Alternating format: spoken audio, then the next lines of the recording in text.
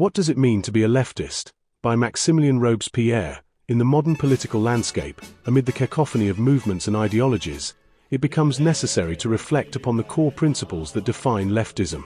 As I, Maximilien Robespierre, look upon these principles from the vantage point of the 21st century, I find a vocation to clarify and redefine what it truly means to be a leftist. First and foremost, leftism, at its heart, is a dedication to democracy. The essence of the left is to empower people, ensuring that the machinery of governance is not held captive by a select few. Democracy is the bulwark against tyranny and a guarantee of collective sovereignty. It is not merely a political mechanism but a moral imperative. Simultaneously, the left cherishes secularism as an indispensable doctrine.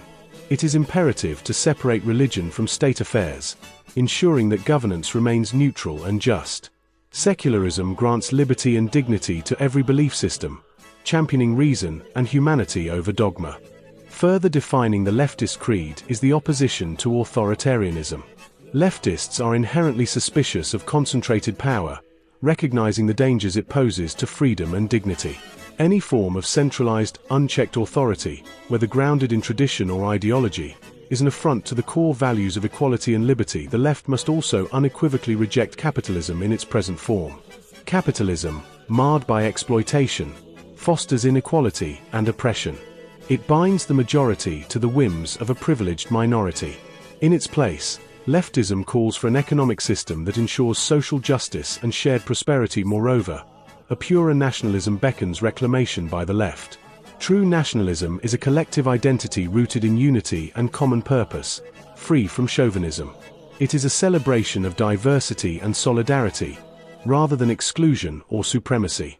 Reactionary elements have perverted nationalism, distancing it from the left's communal ethos. Lastly, it behoves us to condemn the Soviet Union, for in its practice, communism diverged into tyranny, echoing the feudalism it sought to abolish. The corruption of Marx's vision, yielding a regime obsessed with control rather than liberation, is a stern lesson.